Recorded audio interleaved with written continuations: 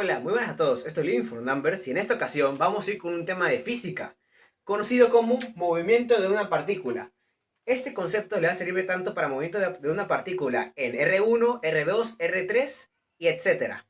Y bueno, sin mucho más que agregar, iniciemos. Bueno, para este tema vamos a encontrar las tres partes fundamentales de lo que es un movimiento de una partícula, las cuales son la posición, la velocidad y la aceleración. Pero primero vamos a ir con la posición, que es la más sencilla, o mejor dicho, el origen de las demás. Para ello vamos a poner un sistema de referencia y dos puntos, llamados x1 y x2. La posición, ¿a qué se refiere? Esta se refiere a qué tan lejos o cerca estás de un punto con respecto a un origen de coordenadas. Este origen puede ser arbitrario, en realidad no lo vemos nunca, podemos decir cuál es. Puede ser mi origen este, como podría ser el x1, como podría ser la flecha, el origen. Pero la posición nos indica qué tan lejos o cerca estás con respecto a ese origen. ¿Y cómo se denota la posición? Bueno, la posición se denota de la siguiente manera. Se denota con la letra R y un vector. El vector es muy importante porque la posición tiene componentes. ¿Cuál es la forma original de la posición? Pues es la siguiente. R es igual RXY más RYJ más RZK. Esto es para una forma general de tres dimensiones, que es normalmente hasta donde llegamos en física. ¿Y qué nos demuestra la posición? Bueno, la posición nos puede demostrar varias cosas. ¿Qué se te ocurre cuando tú haces un movimiento? O mejor dicho, ¿qué es lo que tú quieres averiguar cuando tú dices he avanzado tantos metros? Pues la posición te lo explica, con lo que conocemos como variación de la posición o también llamado desplazamiento. Por ejemplo, yo quiero saber cuánto me he movido del punto 1 al punto 2.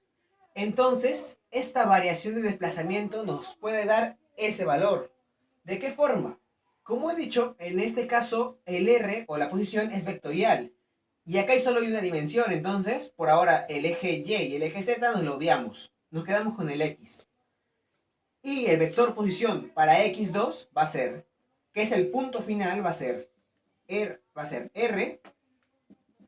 de X2 y se le va a restar el inicial, va a ser R de X1 y.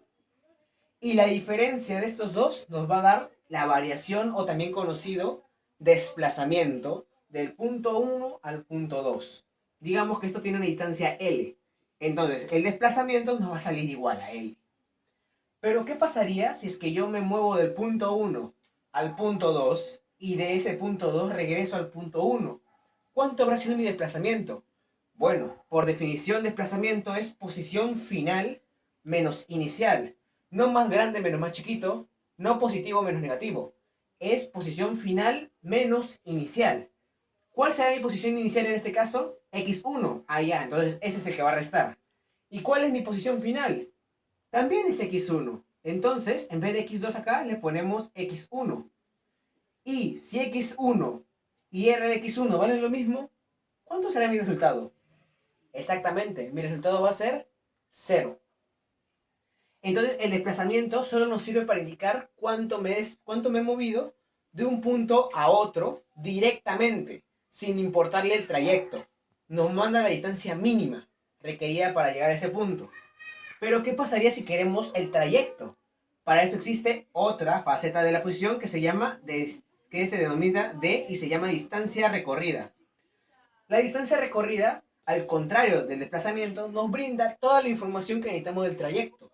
Por ejemplo, si yo me muevo del punto X1 al X2, ¿cuánto me habré movido? Si dice que hay L distancia, pues me he movido L. Pero si me muevo del X2 al X1, ¿ese L va a ser 0? No, porque la distancia recorrida solo le importa cuánto te mueves, no le importa en la dirección de qué te mueves. Entonces, este L se le va a sumar con otro y será 2L. ¿Esto qué quiere decir? Nos da muchas impresiones. La primera, la distancia recorrida no es un vector, es un escalar. Y la posición es un vector y está basada en un sistema de referencia. Aparte que ambos nos van a dar una gran ayuda para entrar al siguiente concepto, el cual es la velocidad. Pero antes de entrar vamos a averiguar cuál es la unidad. Cuando hablamos de caminar, ¿qué hablamos? Decimos, he caminado 5 metros, 5 kilómetros, esto mide 3 centímetros, entonces la unidad clave va a ser metros, que justamente es la unidad de longitud del sistema internacional. Obviamente sus derivados son aceptados, como centímetros, milímetros, micrometros, kilómetros, etc. Y en el sistema inglés puedes usar pulgadas, pies y más. Y con estas definiciones que hemos visto, ahora vamos a entrar a lo que es la velocidad. ¿La velocidad en qué se centra?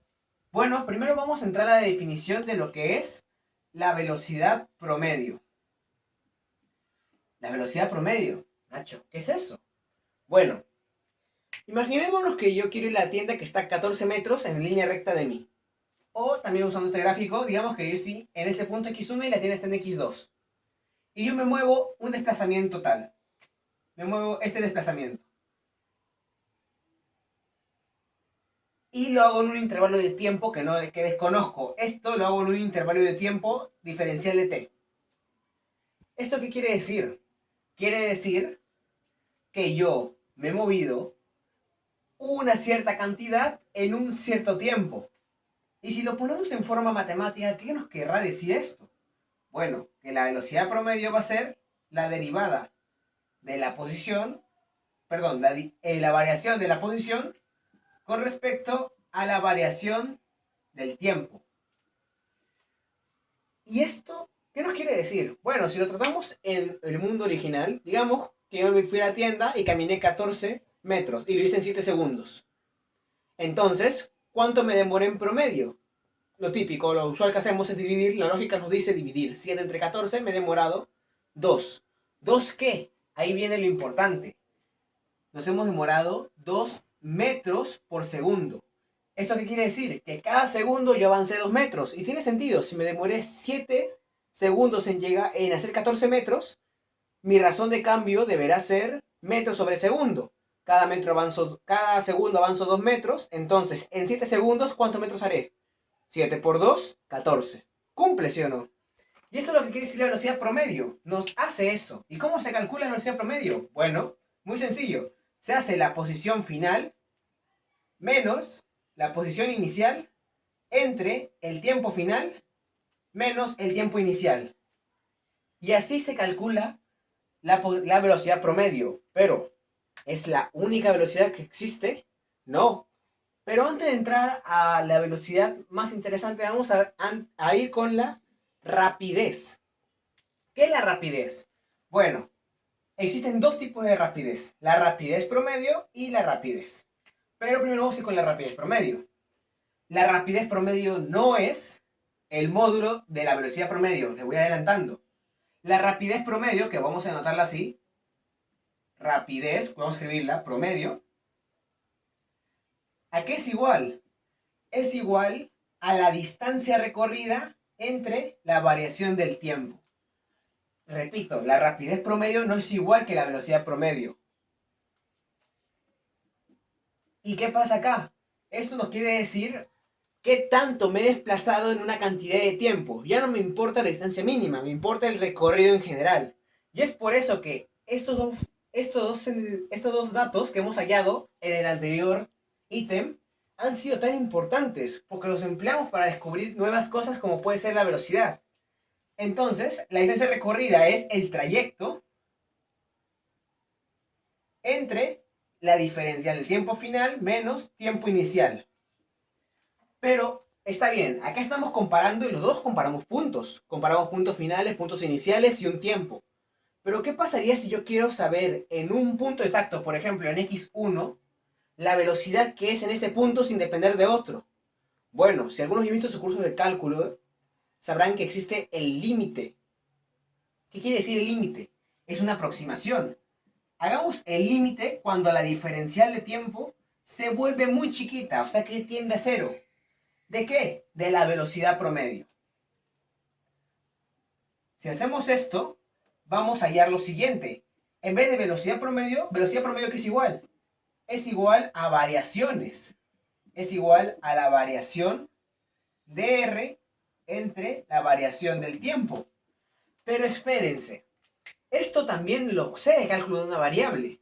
Si tengo límite de un factor que está en el denominador, esto se convierte en una derivada.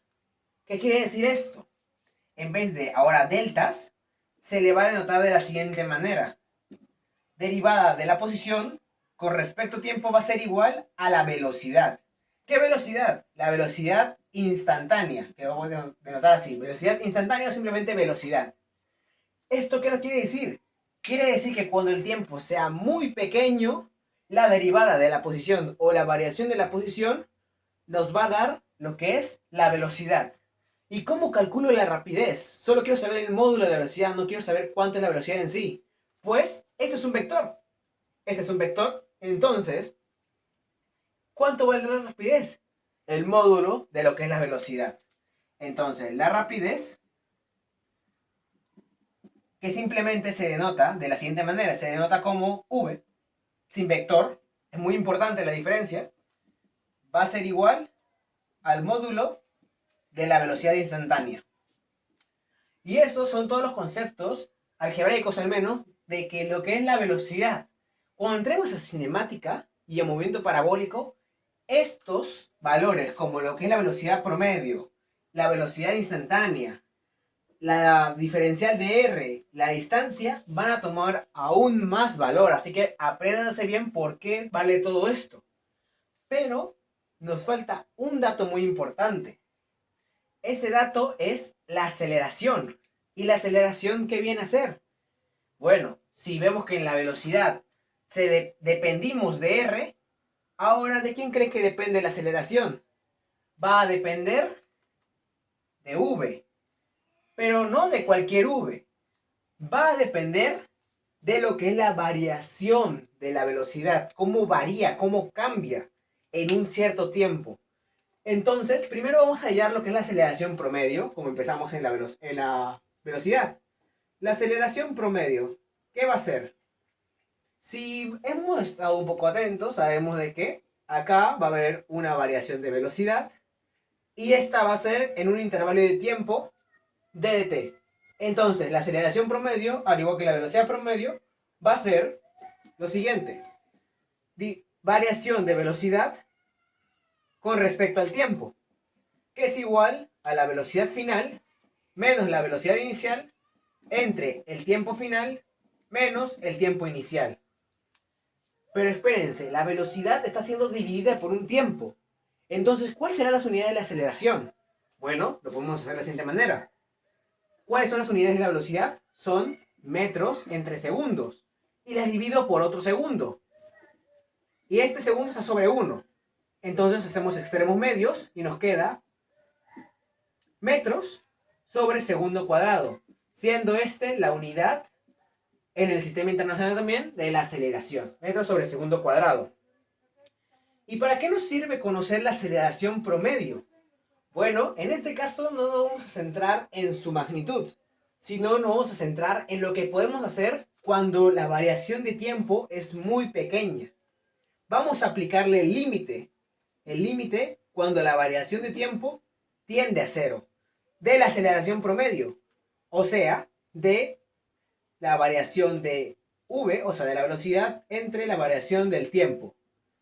Como pasó en la velocidad, estas deltas van a cambiar y ahora se van a convertir en diferenciales. Eso quiere decir que esta aceleración promedio, al igual que la velocidad, se va a convertir en una aceleración instantánea, o también llamada aceleración en un punto del trayecto. ¿Cómo cambió en un punto específico del trayecto? Y si queremos saber solo el valor o el módulo de la aceleración, bueno, hay que sacarle el módulo. La aceleración va a ser igual al módulo de la aceleración instantánea. Y recordemos, esto va para los dos casos, que como en vectores, o como, perdón, en la posición, la velocidad y la aceleración instantánea tienen componentes vectoriales, tanto en todas dimensiones x, y y z. Y bueno, Esto sería todo por la ocasión. Espero que les haya gustado, espero que hayan entendido, porque nos adentraremos ahora en un mundo muy hermoso de lo que es la física. Espero que por favor nos acompañen, dejen su like, su comentario en la cajita de comentarios, se suscriban al canal y toquen la campanita. Nos vemos en otra ocasión. Chao, chao.